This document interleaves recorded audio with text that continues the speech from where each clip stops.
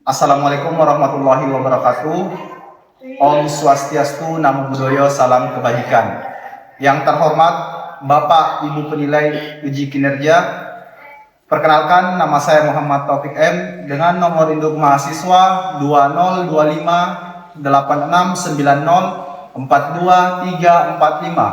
sebagai salah satu mahasiswa program pendidikan profesi guru tertentu tahap 1 tahun 2026 di Universitas Nusamus Merauke.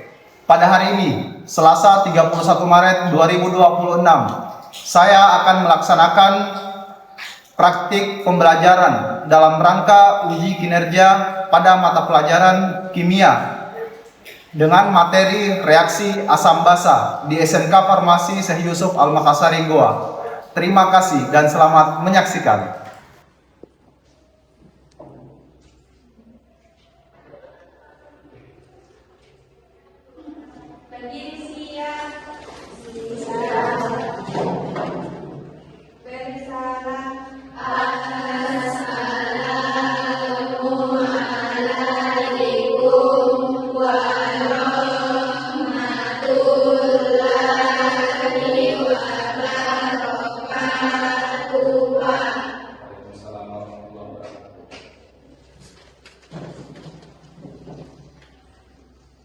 Selamat pagi anak-anak. Oke, sebelum kita melakukan aktivitas pembelajaran, alangkah baiknya kita berdoa terlebih dahulu menurut agama dan kepercayaan kita masing-masing. Kata kelas, silakan pimpin doa. Sebelum kita memulai pembelajaran pada pagi hari ini, alangkah baiknya kita menundukkan kepala sebagai berdoa.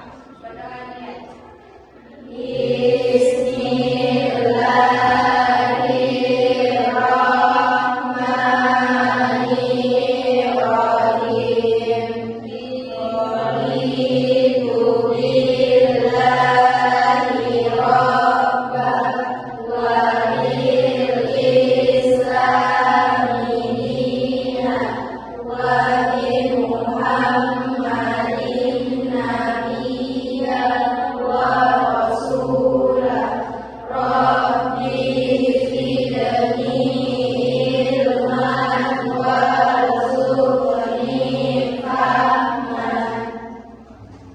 Baiklah, sebelum kita melakukan aktivitas pembelajaran kita pada pagi hari ini, alangkah baiknya kita menyanyikan lagu Indonesia Raya untuk menunjukkan rasa nasionalisme diri kita sebagai bangsa Indonesia. Indonesia.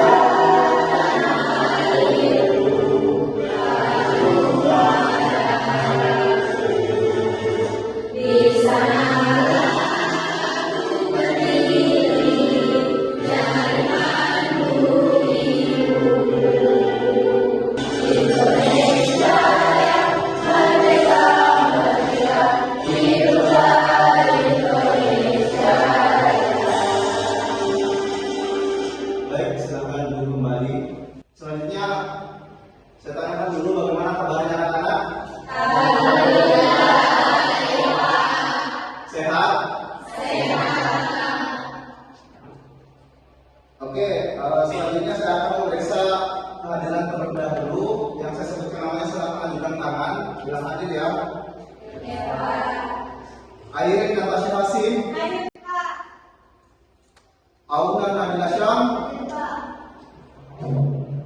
Azkia Bintang Heksa Putri, Kurniawan, Muhammad Aidil Fauzan, Widya Meirani, Rizka. Oke, jadi ada 2 orang sakit, kemudian 1 orang izin ya. Oke, selanjutnya saya akan memeriksa kerapian dan kebersihan kelasnya kalian. Bisa diperhatikan kerapian dari pakaian anak-anak dan kebersihan di lingkungan kelasnya.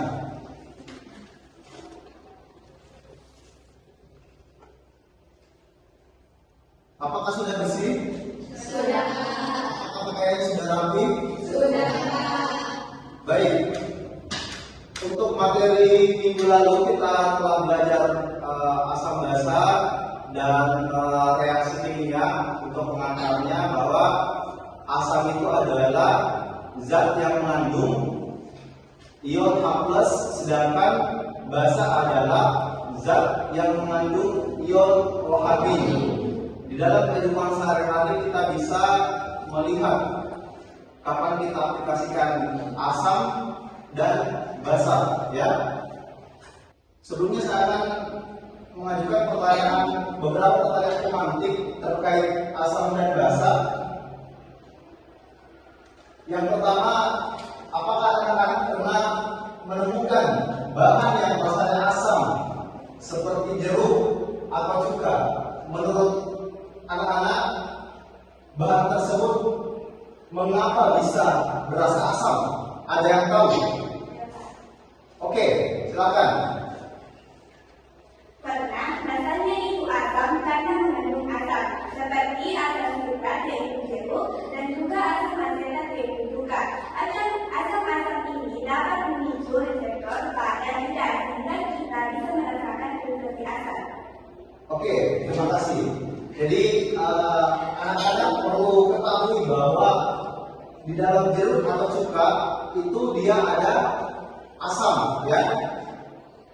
Contohnya itu adalah asam sitrat. Jadi di dalam jeruk itu mengandung asam sitrat. Kenapa bisa menyebabkan rasa asam? Karena di dalam jeruk itu mengandung ion H+, ada unsur H di dalamnya, ya, yang bersifat asam.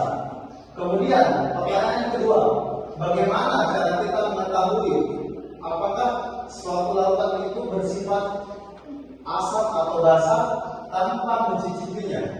Ada yang tahu? Oke, silakan.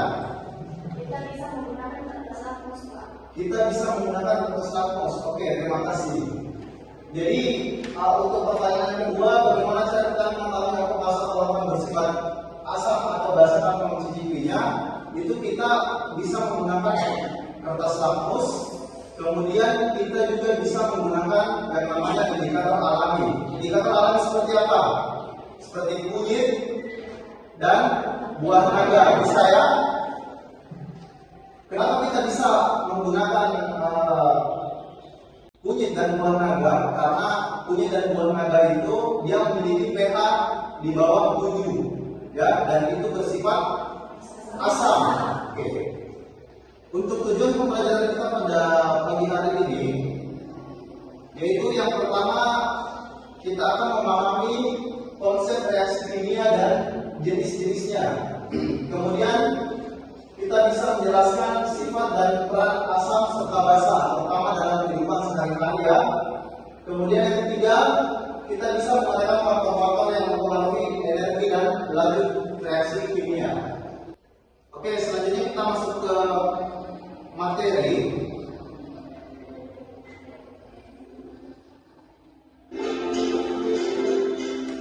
Peace be upon you. Welcome back to the Jervis Kimia channel. Friends, this time we will discuss the 11th grade material, mainly about acids and bases.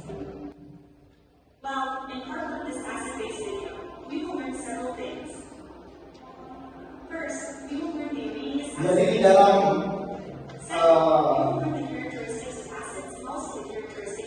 di dalam materi asam basa itu ada beberapa teori yang telah ditemukan oleh beberapa ahli. Salah satunya itu adalah teori asam basa Arrhenius. Nah, di dalam teori asam basa Arrhenius mengatakan bahwa asam itu adalah senyawa yang mengandung hidrogen atau ion H+, dan apabila dia digabungkan di dalam air, dia akan menghasilkan ion-ion hidrogen atau H+, biasa kita kenal, ya, dengan ion H+. Contohnya apa? HCl atau biasa dikenal dengan asam apa kalau HCl? Asam klorida, ya, asam klorida. Nah, untuk penguraian asam klorida, saya telah jelaskan bahwa bisa diuraikan menjadi H+ dengan Cl-. Jadi H+ itu dia punya muatan 1, Cl punya muatan 1 juga, anion 1, ya. Jadi untuk menguraikan HCl seperti ini, H plus ditambah Cl min. Kemudian menurut teori asam basa Arrhenius, ciri-ciri dari asam yang pertama mengandung H plus, apa benar? Iya. Ya. Kemudian dia berasam asam dan pH-nya kita ketahui adalah kurang dari 7. Sebagaimana pH asam basa adalah 1 sampai 14 ya. Kalau di bawah 7 itu dia asam, sedangkan 7 sampai 14 adalah basa.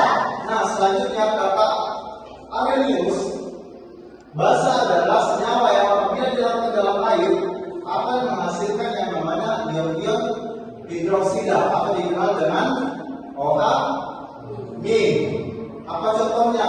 Senyawa yang bersifat basa adalah NaOH atau dikenal dengan natrium hidroksida. Dia dapat terurai menjadi Na plus ditambah OH min. Ya, apa ciri-cirinya kalau basa? Katanya dia mengandung OH min. Apakah benar? Iya. Jadi kalau ada senyawa yang ada OH-nya, berarti dia termasuk senyawa basa. Kalau dia ada ion H plusnya, berarti dia termasuk asam. Ciri-ciri yang selanjutnya adalah untuk pH-nya. pH untuk larutan basa adalah di atas 7. Jadi anak-anak perlu tahu bahwa asam basa itu ada pH 1 sampai 14 ya. pH-nya 1 sampai 14. Kemudian di bawah 7 itu dia sifatnya asam, kemudian di atas 7 itu sifatnya basa. Kalau 7 apa namanya? Netral, betul. Oke, ini ada beberapa contoh. Ada beberapa contoh senyawa asam dan basa ya.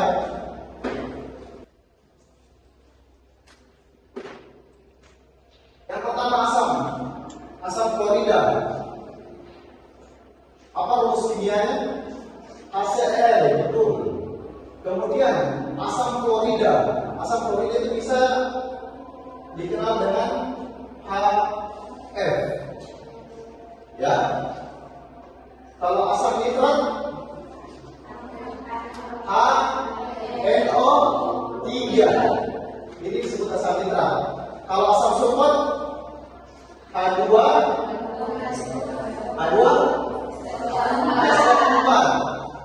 Kalau asam fosfat H3PO4.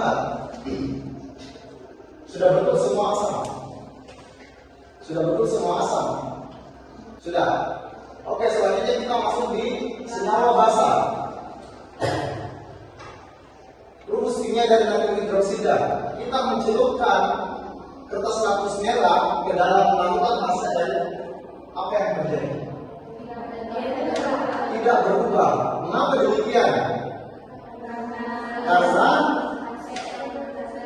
HCl merupakan jenis larutan asam. Ketika kita celupkan kertas lapis ke dalam larutan asam, maka akan tetap berwarna merah.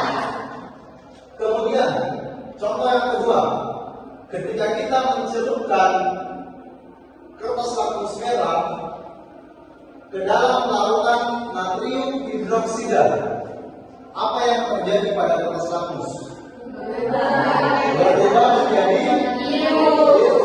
Mengapa demikian? Karena NaOH bersifat basa. Apabila kertas lakmus merah dicelupkan ke dalam larutan yang bersifat basa, maka akan berubah berwarna biru. Oke, selanjutnya kita sesi diskusi ya. Jadi kita bagi 4 kelompok untuk diskusi tentang reaksi asam basa. Jadi saya akan membagikan terlebih dahulu lembar kerja per kelompok. Jadi silakan dibaca dan didiskusikan.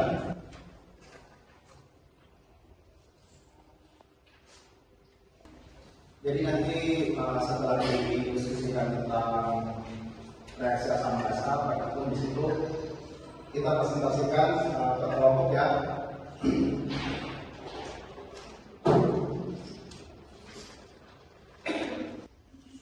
Oke, bisa kita lihat di bawahnya. Di situ dijelaskan di dalam dokumen sehari-hari itu banyak di sekitar kita yang memiliki zat organik yang memiliki sifatnya asam, basa maupun sifatnya netral. Itu bisa ditentukan dengan menggunakan beberapa indikator asam basa. Di situ kita ada alat tambahan menggunakan kunyit, air, kemudian larutan cuka, air kapur, air sabun, dan larutan garam. Untuk prosedur kerjanya bisa dibaca, dan di situ sudah ada hasilnya bahwa misal kunyit dengan buah naga itu sifatnya asam, dia mendapatkan pH kisaran 6 ya, menjadi 6 sampai 7 untuk kunyit dan buah naga. Kemudian untuk air suling ketika kita ujikan di lampus merah itu akan tetap merah. Kemudian untuk larutan cuka kita masuk-masuk atau basah? Basah. Ketika kita celupkan kertas lampus merah ke dalam larutan cuka, apa yang terjadi? Merah ya. Ketika lampus biru dicelupkan ke asam cuka, menjadi merah karena sifat dari asamnya. Oke. Selanjutnya untuk air kapur. Air kapur mempunyai pH berapa? 12 ya, 12. Ketika kita celupkan kertas lakmus ke dalam air kapur, maka kertas tersebut akan berwarna biru karena sifat dari air kapur adalah basah. Kemudian ketika kita menggunakan air sabun sifatnya sama atau basah? Basah ya. Ketika kita celupkan kertas lakmus ke dalam air sabun, maka kertas lakmusnya akan berubah menjadi biru ya. Begitupun ketika kertas lakmus biru kita celupkan ke dalam air sabun, maka kertas lakmusnya akan tetap berwarna biru. Sedangkan untuk larutan garam apa pH-nya? 7, artinya dia netral ya. Oke, ketika kita celupkan kertas lakmus merah ke dalam larutan garam, maka akan tetap berwarna merah. Apabila kita celupkan ke dalam lakmus biru, maka akan tetap berwarna biru ya. Paham sampai sini? Oke. Selanjutnya kita akan diskusi presentasi untuk yang pertama kelompok 1. Silakan ke depan membacakan hasil diskusinya bersama teman-temannya. Assalamualaikum warahmatullahi wabarakatuh. Waalaikumsalam warahmatullahi wabarakatuh. Perkenalkan, kami dari kelompok 1 yang adalah zat dalam larutan menghasilkan ion 14. Basa adalah zat yang menghasilkan ion OH-. Larutan asam umumnya memiliki rasa masam, bersifat korosif dan dapat mengantarkan listrik. Sedangkan larutan basa bisa memiliki rasa pahit, licin, dan juga dapat mengantarkan listrik. Pada kertas lakmus merah akan berubah menjadi biru dalam larutan basah, dan lakmus biru akan berubah menjadi merah dalam larutan asam. Reaksi antara asam dan juga basa disebut reaksi netralisasi. Itulah tadi hasil diskusi kami. Sekarang kami membuka sesi pertanyaan. Silakan yang ingin bertanya. Saya Silakan berdiri. dari perwakilan nomor 2 yang menanyakan sebutkan contoh penggunaan asam dan basa dalam kehidupan sehari-hari.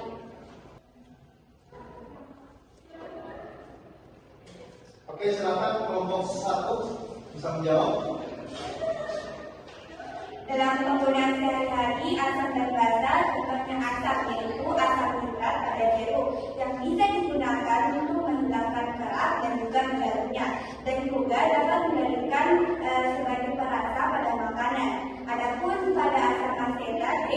bukan digunakan sebagai jendela dan juga pengawet. Oke, baik. Terima kasih. Kelompok 1 silakan dulu. Sekian dari kami. Wassalamualaikum warahmatullahi wabarakatuh. Waalaikumsalam warahmatullahi wabarakatuh. Selanjutnya silakan kelompok 2 paparkan hasil diskusinya. Assalamualaikum warahmatullahi wabarakatuh. Waalaikumsalam. Kami dari kelompok 2 ingin mempresentasikan hasil diskusi kita. Asam adalah zat dalam pelarutan menghasilkan ion H+, basa adalah zat yang menghasilkan OH-. Larutan asam umumnya memiliki rasa masam, bersifat korosif, dan dapat menghantarkan listrik, sedangkan larutan basa memiliki rasa pahit, licin, dan juga dapat menghantarkan listrik. Itulah hasil dari diskusi kami. Selanjutnya sesi tanya jawab. Ada yang mau bertanya?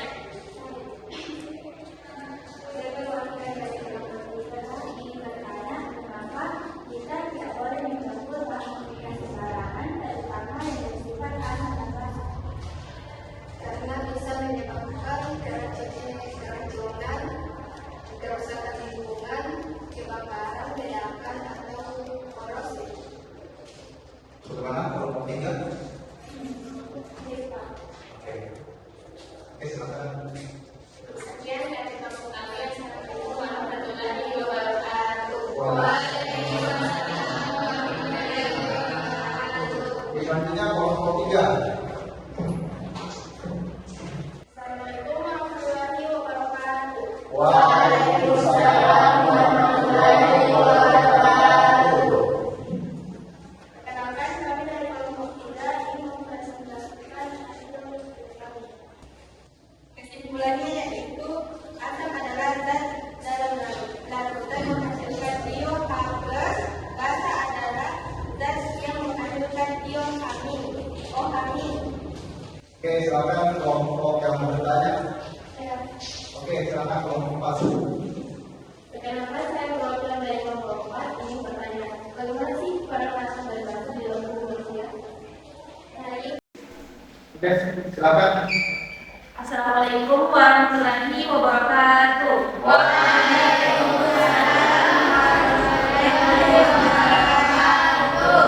Perkenalkan, kami dari kelompok 4 ingin mempresentasikan hasil diskusi kami.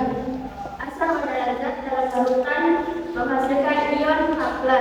Basa adalah zat yang menghasilkan ion OH-. Larutan asam umumnya memiliki rasa masam, bersifat korosif, dan dapat menghantarkan listrik. Sedangkan larutan basa memiliki rasa pahit, licin, dan juga dapat menghantarkan listrik. Itulah tadi hasil diskusi dari kami. Selanjutnya saya membuka sesi tanya jawab. Apa ada yang mau bertanya? Saya silakan.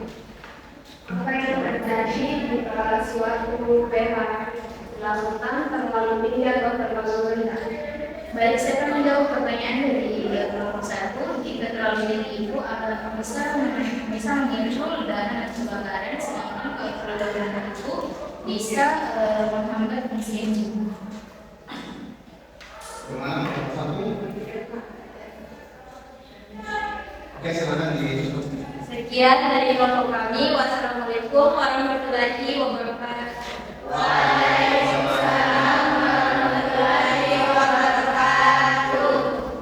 Baik, tadi sudah dijelaskan ya dari masing-masing kelompok tentang reaksi asam dan basa, dan dijelaskan juga pemahaman yang baik terhadap bagaimana sih sebenarnya konsep reaksi asam basa terutama di dalam kehidupan sehari-hari. Jadi anak-anak bisa lihat di sekeliling kita banyak yang bisa diaplikasikan, ya banyak aplikasinya untuk reaksi asam basa di dalam kehidupan kita sehari-hari. Nah, untuk selanjutnya kita lakukan ice breaking dulu ya sebelum kita masuk ke tesnya. Oke, silakan anak berdiri. Kita ikuti gerakan sebagai siap.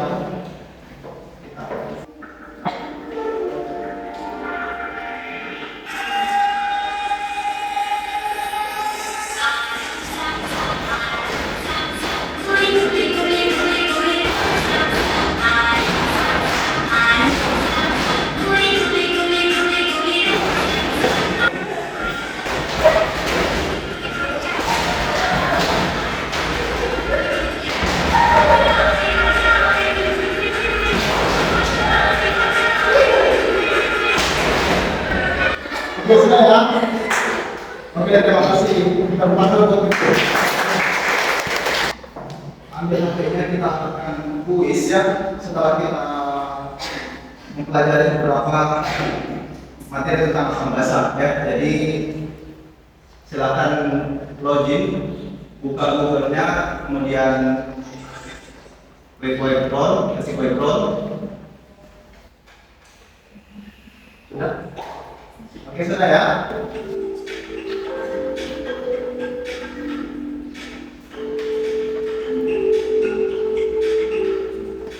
Jadi untuk materi hari ini tentang asam basa ada beberapa poin yang kita bisa simpulkan ya. Ada beberapa poin yang bisa kita simpulkan bahwa asam itu adalah zat yang di dalam larutan menghasilkan ion A+ dan sedangkan basa adalah zat yang menghasilkan ion OH-, di mana sifat asam dan basa ini menjadi dasar di dalam menggunakan larutan yang mana yang asam dan yang mana larutan yang basa. Untuk larutan asam umumnya dia memiliki rasa yang asam, kemudian pH-nya di bawah 7 ya. Kemudian dia dapat memancarkan juga arus listrik. Sedangkan untuk larutan yang basa, untuk ciri-cirinya dia dapat juga memancarkan listrik, kemudian agak licin ya, dan pahit jika dirasakan dengan lidah ya. Kemudian untuk mengetahui sifat suatu larutan kita gunakan indikator asam basa. Ada berapa macam lagi indikator?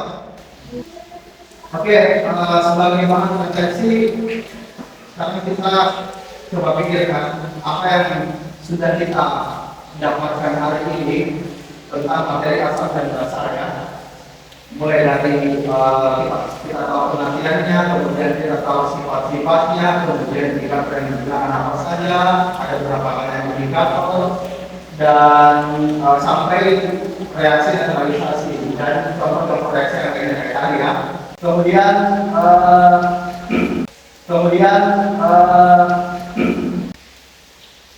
bisa anak-anak barangkali ada yang mau ditanyakan yang masih kebingungan tentang materi kita pada hari ini, boleh?